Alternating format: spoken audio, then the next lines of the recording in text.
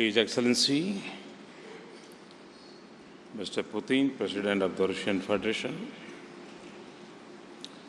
His Excellency, Mr. Christian Kern, Federal Chancellor of Austria, His Excellency, Mr. Igor Dodon, His Excellency Antonio Guterres, UN Secretary General, ladies and gentlemen, मैं राष्ट्रपति Putin का हृदय से बहुत आभार व्यक्त करता हूं कि मुझे सेंट पीटर्सबर्ग के इस महत्वपूर्ण फोरम में उपस्थित रहने का सौभाग्य प्राप्त हुआ।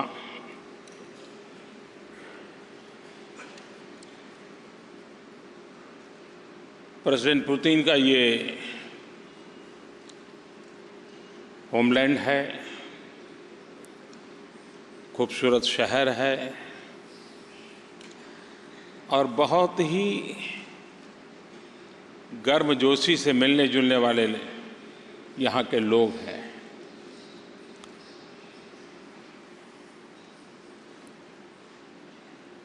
भारत और रूस के संबंध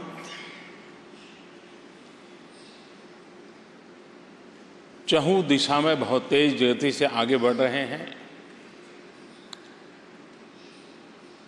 डिप्लोमेटिक रिलेशन की हमारी 70वीं वर्षगांठ हम मना रहे हैं और ऐसे महत्वपूर्ण अवसर पर मुझे आप सबके बीच आने का अवसर मिला है। विश्व में देशों के बीच संबंध ये कोई नई बात नहीं है, लेकिन बहुत कम ऐसे देश होते हैं जहां संबंधों का आधार परस्पर विश्वास होता है, उपयोगिता से ज्यादा अर्थपूर्ण संबंध होते हैं। और मैं आज आप सबके सामने विश्वास से कह सकता हूं कि पिछले 70 साल के भारत के और रशिया के संबंध उपयोगितावाद पर कम, विश्वास के अधिष्ठान पर ज्यादा रहे हैं। विश्व में कई बदलाव आए, लेकिन हमारे संबंध निरंतर बढ़ते गए हैं। ऊंचाई भी बढ़ी है, गहराई भी बढ़ी है और संबंधों का व्याप भी बढ़ा है। और इसके लिए मैं राष्ट्रपति पुतिन को हृदय से बधाई देता हूं, अभिनंदन करता हूं कि उनके सबल नेतृत्व के कारण ये संभव हुआ है।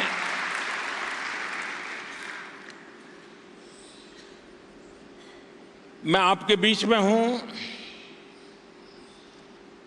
1.25 बिलियन भारतीयों के प्रतिनिधि के रूप में। आज पूरा विश्व का ध्यान स्वाभाविक रूप से एशिया की तरफ है और जब एशिया की तरफ है तो स्वाभाविक रूप से भारत की तरफ उनका ध्यान जाना बहुत स्वाभाविक है।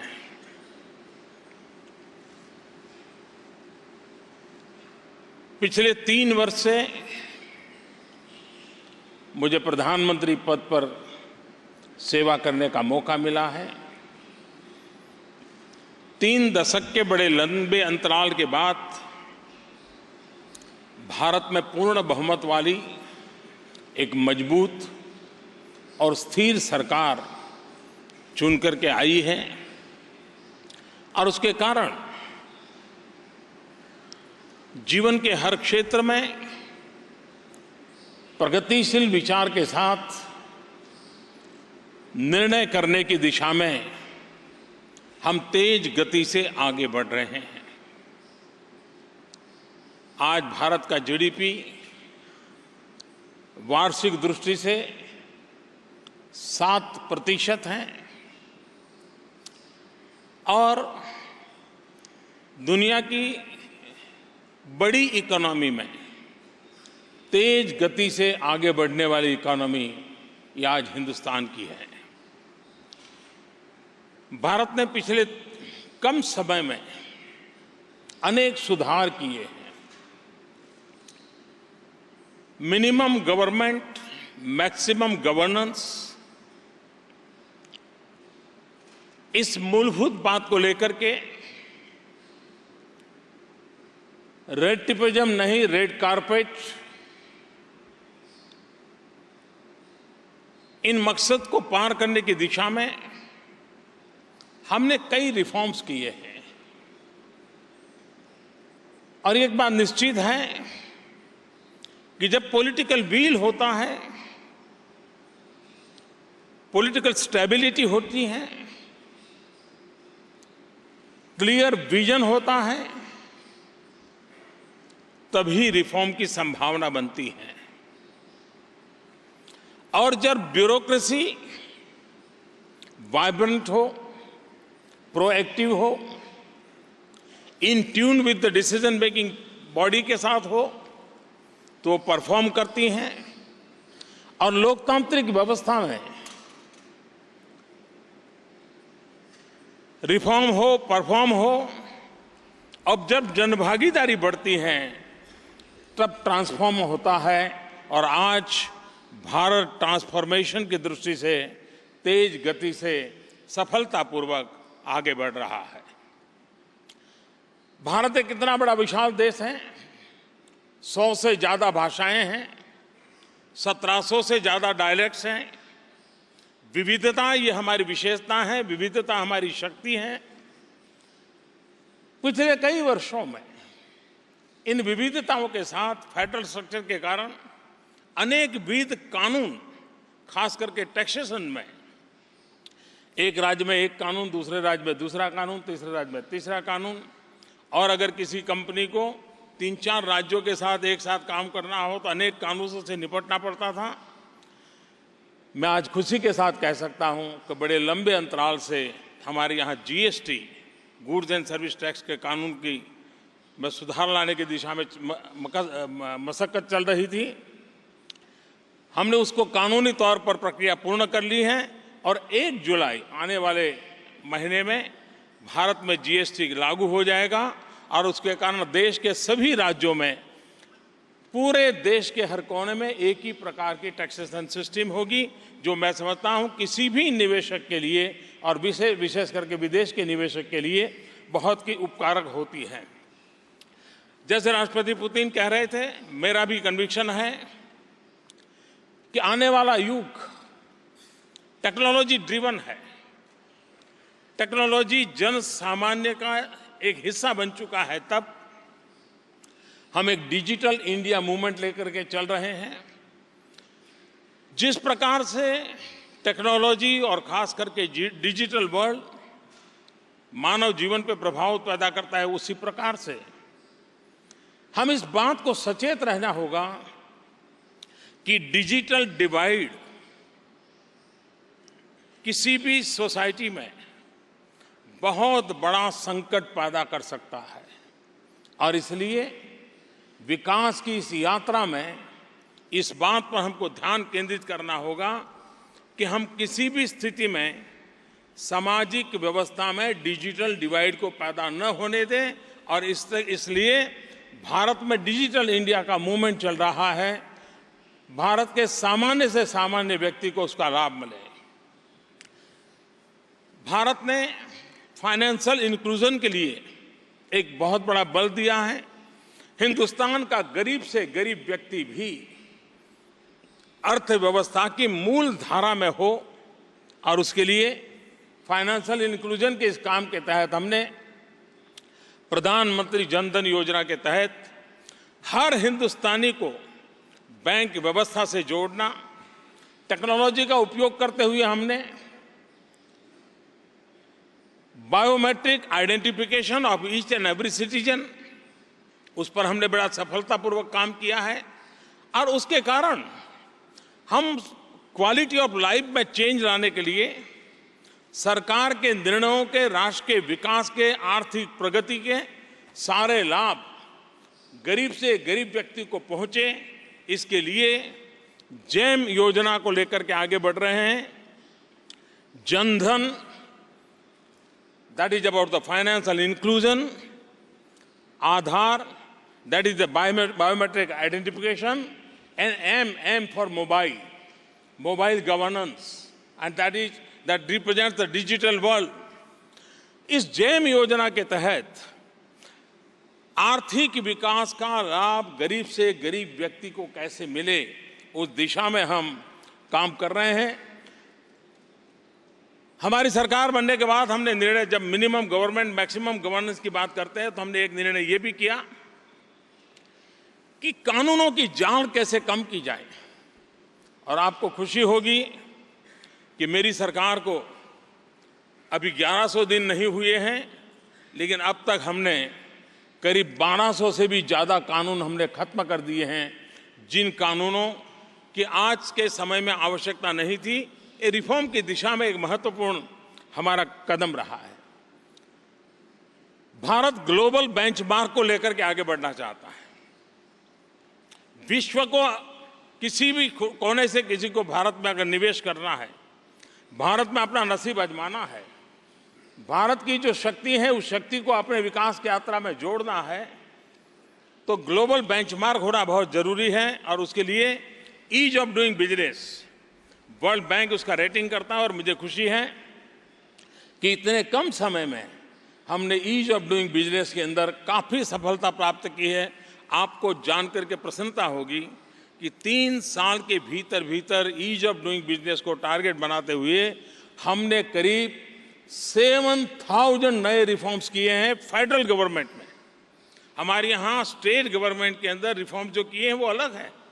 कोई एक सरकार 3 साल के अल्पकाल में 7,000 से ज़्यादा इनिशिएटिव ले, डिसीजन ले और रिफॉर्म करे, ये अपने आप में एक बहुत बड़ी घटना है। और मैं अगर इसको राज्यों के रिफॉर्म्स को जोड़ दूं तो वो शायद कहीं और बहुत बड़ा आंकड़ा पहुंचेगा। और उसका परिणाम वर्ल्ड बैंक ने भी ease of doing business ranking में हमारी परिस्थितियों को सुधार किया है। इन दिनों विश्व की जितनी भी क्रेडिट रेटिंग एजेंसीज हैं, चाहे वर्ल्ड बैंक हो, IMF हो, वर्ल्ड इकोनॉमिक फोरम हो और भी क्रेडिट रेटिंग एजेंसीज हो, इन सभी ने एक स्वर से कहा है कि भारत तेज गति से आगे बढ़ने वाली अर्थव्यवस्था है। आर्थिक विकास के नक्शे पर भारत आने वाले दिनों में एक बहुत ही अपनी अहम नेतृत्व प्रोवाइड करेगा।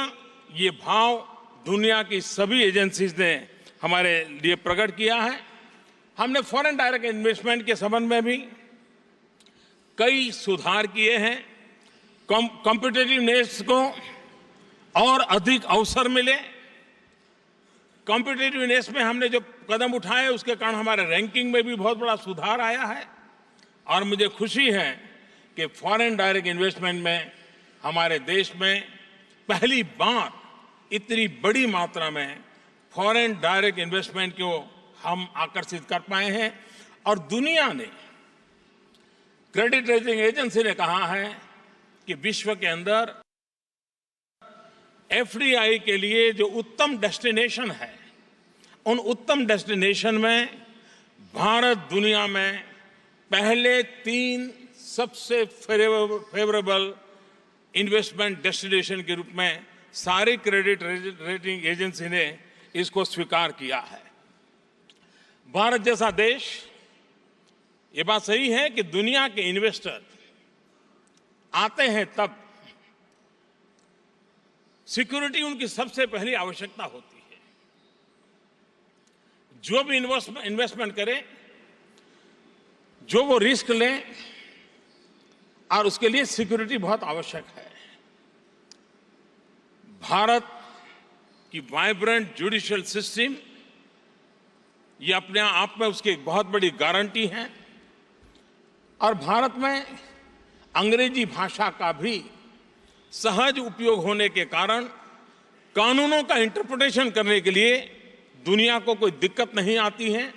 बड़ी सरलता से हमारी कानून व्यवस्था को विश्व का कोई भी व्यक्ति आसानी से समझ पाता है, वो उसका मीनिंग निकाल सकता है, वो अपने आप भी सोच करके डिसीजन ले सकता है। और इस वाइब्रेंट जुडिशियल सिस्टम के कारण हमारे यहाँ फॉरेन इन्वेस्टर्स के लिए एक सिक्योरिटी की गारंटी अपने आप अंतर्निहित होती है और मैं मानता हूं कि इसको भी बल मिलेगा। हमारा आने वाले दिनों में न्यू इंडिया का सपना लेकर के हम चल रहे हैं। पॉपुलेशन 1.25 बिलियन हो, दुनिया की नजरों में ये एक मार्केट भी है, लेकिन एट द सेम टाइम हम एक ऐसे देश हैं जिसके पास 800 मिलियन 35 से नीचे की उम्र के नौजवान हैं। हिंदुस्तान आज एक युवा देश है। इस युवा शक्ति के पास सामर्थ्य भी है। भारत के युवा की टैलेंट, इस बात से आप भली भांति समझ सकते हैं कि दुनिया के अनेक देशों ने मार्स पर जाने के लिए प्रयोग किए। कोई 5 प्रयोग के बाद सफल हुआ, कोई 10 प्रयोग के बाद सफल हुआ, कोई 20 प्रयोग के बाद सफल हुआ। हिंदुस्तान अकेला देश ऐसा है जो पहले ही ट्रायल में मार्स पर पहुंचने में सफल हुआ।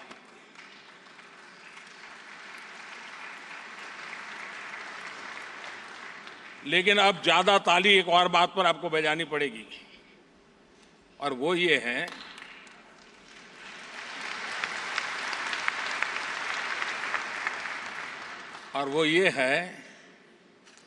कि हॉलीवुड की जो फिल्म बनाने का खर्चा होता है उससे भी कम खर्चे में हम मार्स पर पहुंच पाए हैं। ये मेरे देश के युवा की टैलेंट है।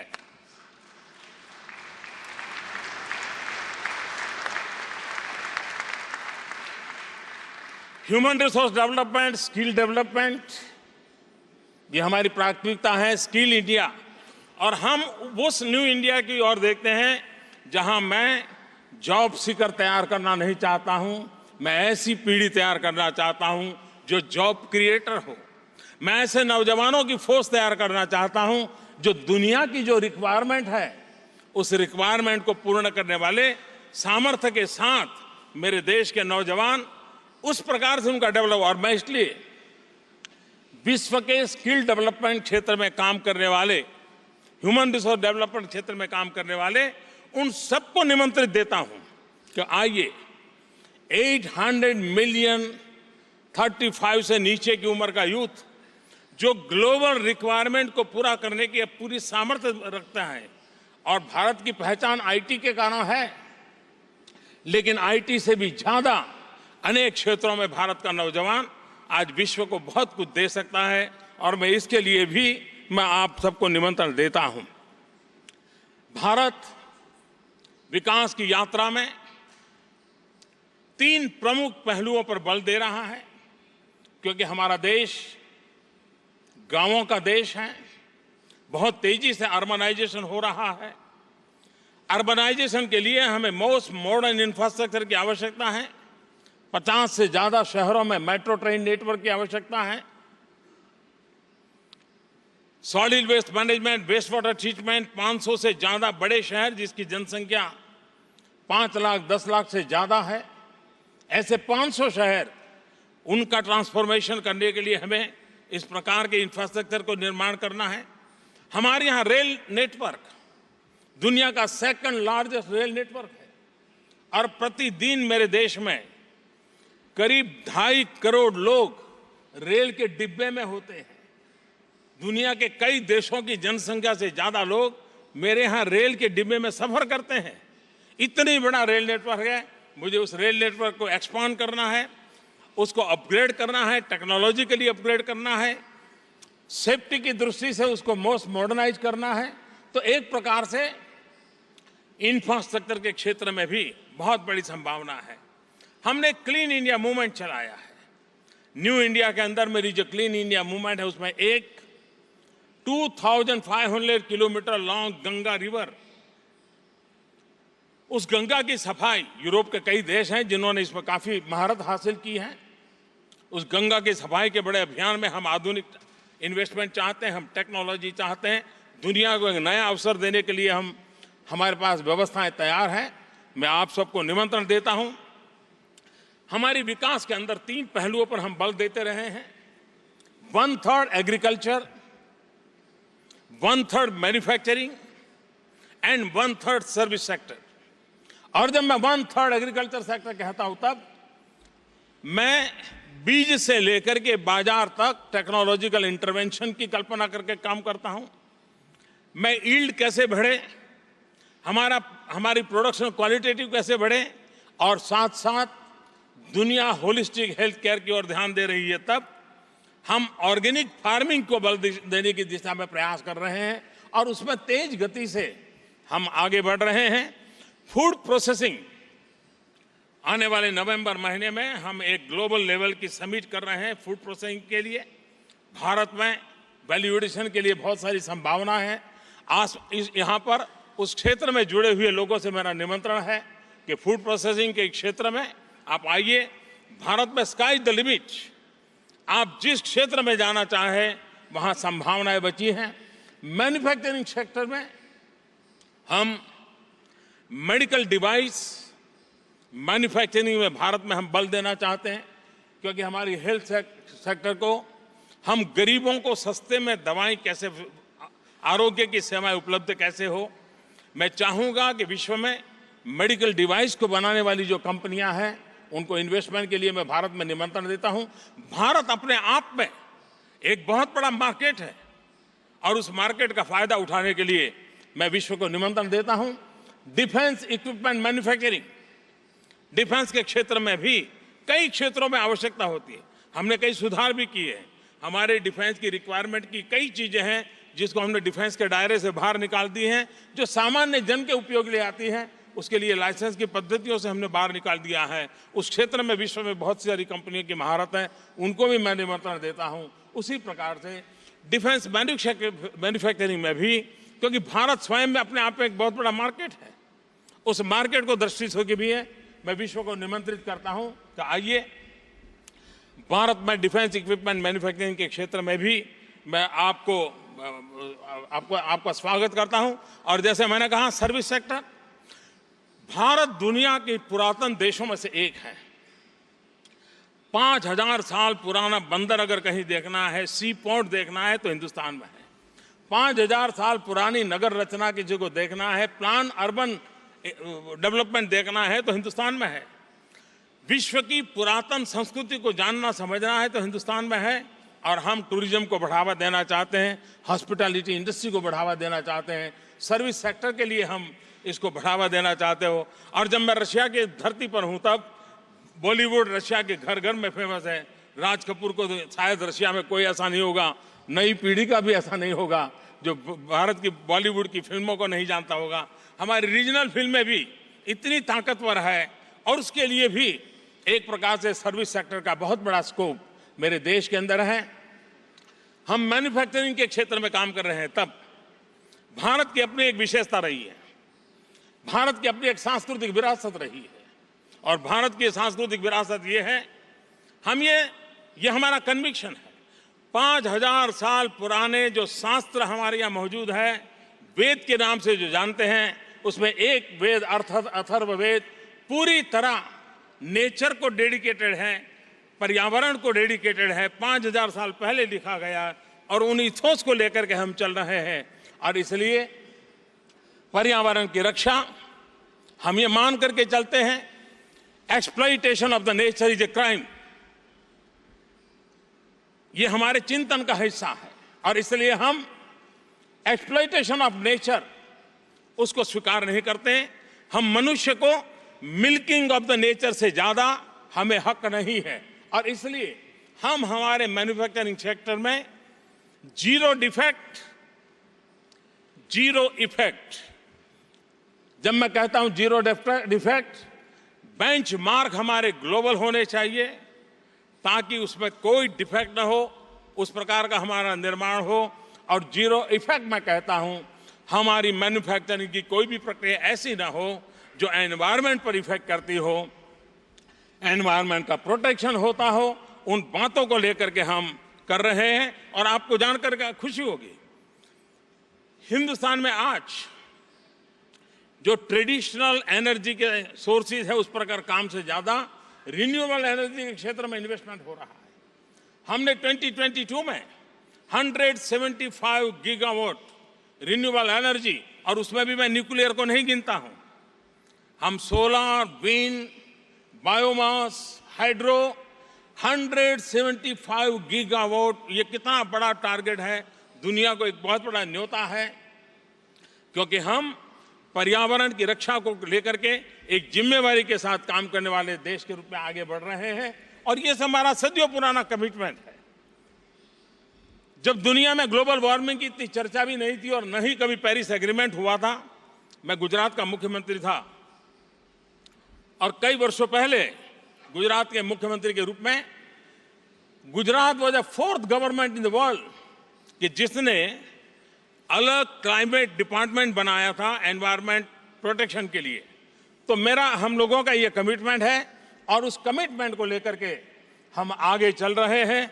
और इसलिए अभी हमने एलईडी बल्ब के द्वारा एनर्जी सेविंग 40 करोड़ यानी करीब करीब 400 मिलियन एलईडी बल्ब घर घर पहुंचाने की दिशा में सफल किया है और उसके कारण थाउजेंड्स ऑफ मेगावाट एनर्जी को हमने बचाया है, जो मानव जात को पर्यावरण की रक्षा में काम आने वाला है।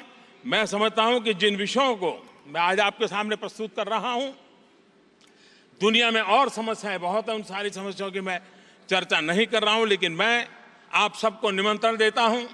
125 करोड़ का देश आपको निमंत्रण देता है, विश्व का चिर पुरातन देश आपको निमंत्रण कर रहा है। आर्थिक विकास के लिए, आपका नसीब अजमाने के लिए, विकास के लिए स्काई इज द लिमिट, उस भाव के साथ मैं फिर एक बार आपको निमंत्रण देता हूं। और मैं राष्ट्रपति पुतिन का हृदय से बहुत आभारी हूं कि उन्होंने मुझे आप सबके बीच आकर के भारत की बात बताने का अवसर दिया। बहुत बहुत धन्यवाद।